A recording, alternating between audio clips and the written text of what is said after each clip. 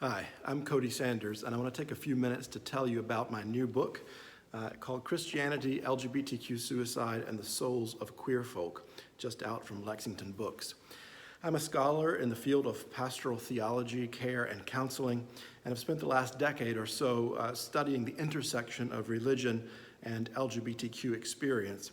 I currently serve as the pastor of Old Cambridge Baptist Church in Harvard Square, Cambridge, Massachusetts, as well as the American Baptist chaplain to Harvard University and the advisor for LGBTQ affairs in the Office of Religious, Spiritual, and Ethical Life at MIT.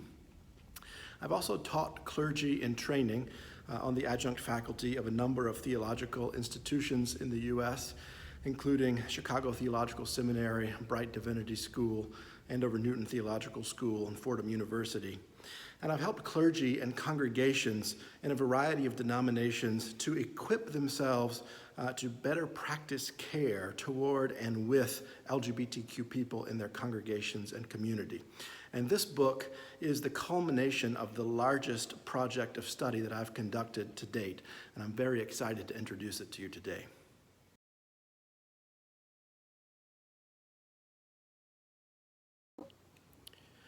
In October of 2009, I sat at my computer and watched every day as a new story of an LGBTQ teen who had taken their own life came across my news feed.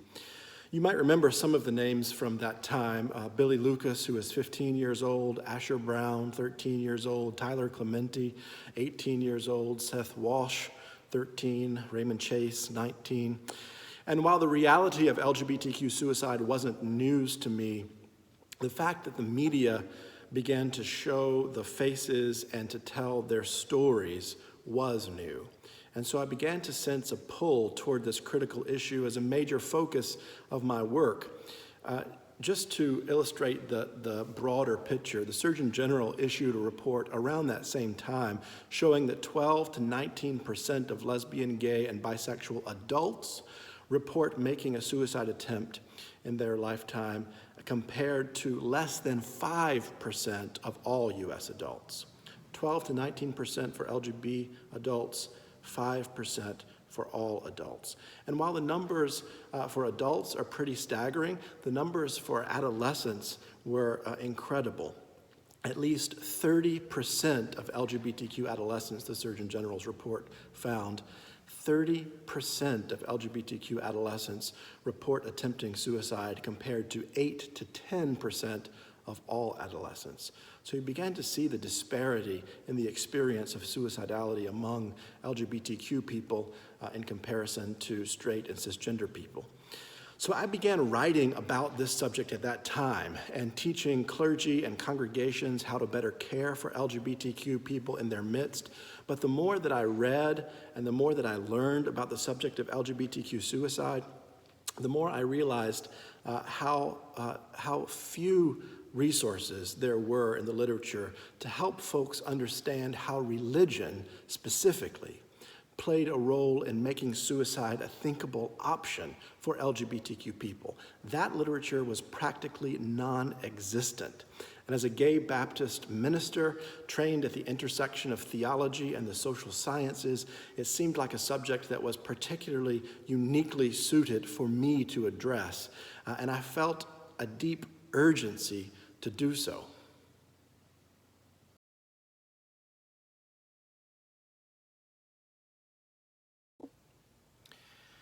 The short answer is there are no other books available in the religious or theological literature that address LGBTQ suicide, period. There are a few social science texts dedicated to treating LGBTQ suicide more broadly. And of course, there are numerous social science articles in peer-reviewed journals that deal with LGBTQ suicide, but none of these treat the religious questions with a great deal of criticality or nuance. And most of these are rooted in quantitative research or statistics. This book starts with the stories of LGBTQ people. In fact, it is dedicated to the LGBTQ people who are willing to sit with me for a number of hours apiece and to tell me their stories about the experience of suicide attempt and the many ways that religion had affected their lives from childhood to the present. As the narrative sociologist Arthur Frank says, stories animate human life. That is their work. Stories work with people, for people, and always stories work on people, affecting what people see as real, as possible, as worth doing, or best avoided. And this book explains how religious or theological stories operate with a particular strength to work on us and to inform how we think about ourselves and our relationship to others, as well as to our relationship with an ultimate context, or God. And I was convinced when I started this research that if I could hear the stories of LGBTQ people who had attempted suicide and survived, that there would be a rich opportunity to learn from their stories about how religious and theological narratives operate to make suicide a thinkable option for LGBTQ people. And then there would be the instructive potential to actually do something about it. What I didn't quite anticipate when I set out on this research journey were the ways that the powerful religious and theological narratives that affected the lives of these LGBTQ people damagingly also helped these same LGBTQ people summon the strength and resilience to resist damaging religious narratives and actually help them to survive and thrive in the years after their suicide attempts. And that, to me, is the most unique thing that you'll find here in this book.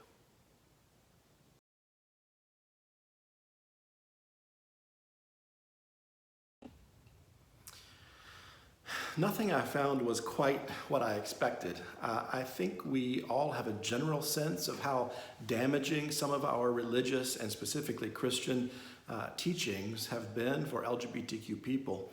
What we haven't endeavored to understand is just how these religious teachings sort of get inside of us and come to inform the deep myth, as Charles Gherkin called it, that informs how we relate to ourselves and to the world and to the divine.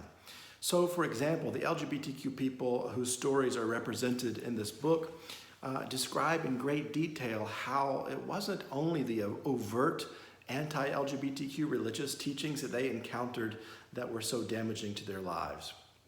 It was also the fact that within their own religious traditions, these condemnatory messages were so tightly bound up with very positive and life-affirming theological messages that informed their sense of being and purpose.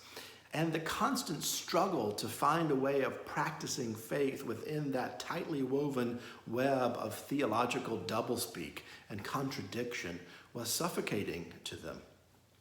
Another thing that came out in the research was how carefully these LGBTQ people navigated the damaging relationships that they had with the religious traditions of their upbringing.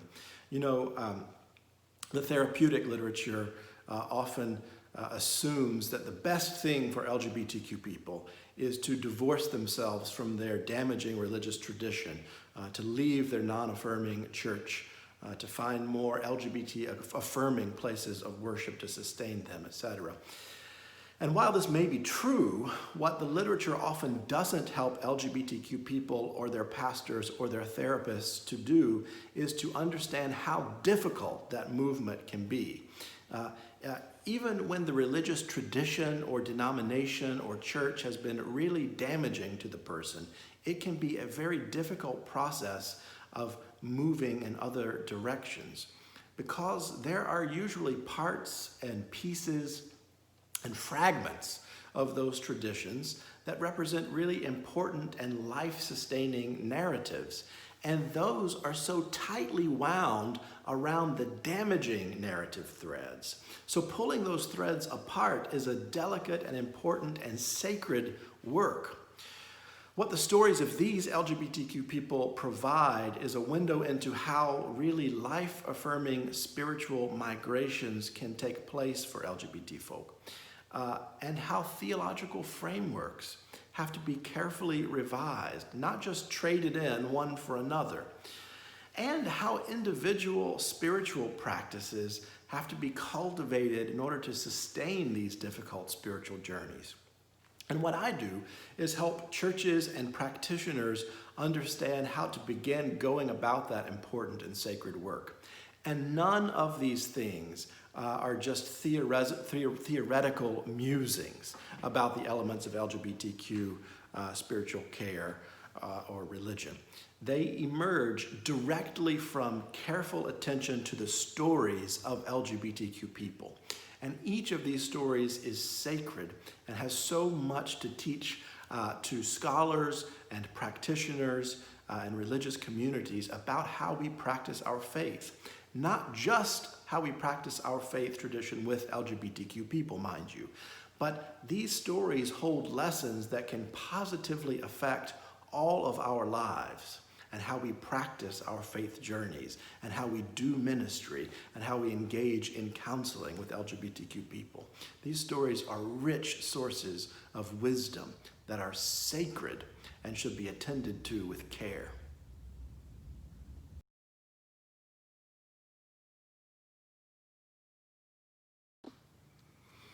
This is an important question. I think it is an important question for scholars to think about how we make our research and writing available for people, in what formats, and how accessible it is to the people who really need it. I've published several books with a variety of presses for different prices, many of them targeted toward broader audiences of ministers and practitioners and churches. I've published articles in peer-reviewed journals for my scholarly peers. I've published articles that appear for free in a variety of online formats that are very accessible. This book is particularly expensive, and I want to talk a little bit about why that is. Lexington Press is an imprint of Rowman and Littlefield that publishes more academically oriented books that look at particular specific intersections oftentimes. In this case, it's the intersection of Christianity and LGBTQ suicide. So in some ways, they risk publishing a text that addresses a very important subject, a subject that is not very well represented in the literature, but without the assurance that it will be a very high-selling book. But it will be a book that's important to have in the literature. And the first market is often academic libraries. Libraries who will want this text available in their collections for their professors, visiting scholars, students, researchers. The good news is that if sales are high enough after the first year or so that the book is in print, the publisher will often bring the text out in a much lower priced paperback format. So it's important that institutions and libraries and individuals who can afford to do so purchase the text so that others who can't afford to do so will either be able to find it in a library or be able to purchase it later in a lower priced paperback edition. I know that this book is expensive, but if you have the means to do so, and that isn't everyone, but if you have the means to do so, I hope that you will consider getting a copy for yourself or purchasing a copy that you can give to someone else, an LGBTQ person in your life, a minister or a practitioner of care or practitioner of counseling who works with LGBTQ people, perhaps an LGBTQ organization in your city or town that has a library that is available to LGBTQ people. And if you work for an institution that has an academic library, a university, a seminary, a college, I hope that you will alert your librarian to the publication of this text and ask them to acquire this text for the library's collection. It's really important for LGBT people to be able to find this kind of research and these kinds of stories in their libraries. And you requesting the librarian to purchase this book may be a very important thing for that library to even know that it's available and to acquire it for the collection. Finally, I just want to say that I want this book to make a difference to LGBTQ people. I want it to make a difference for churches that are trying to do better at affirming the lives and wisdom and experience of LGBTQ people. I want it to make a difference for scholars who are doing research in this field, practitioners of pastoral care and counseling, psychotherapists who work with LGBT people. And I want to say this, Every single LGBTQ person that I interviewed for this research said that they wanted this work, and the reason they were participating in the research, they wanted this work to make a difference in the lives of LGBTQ people who were in similar circumstances to ones that they found themselves in earlier in their life. But the thing that really surprised me was that many of these LGBTQ people said they also wanted this research to make a difference for churches. They genuinely wanted churches to do better and to have their stories in front of them to help them do better, to make a bigger difference in the livability of life and the well-being of LGBTQ people.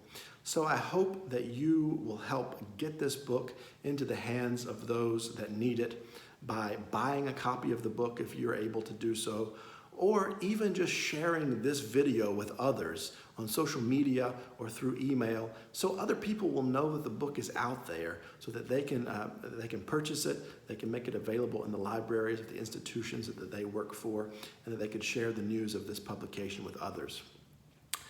And I thank you in advance for doing that.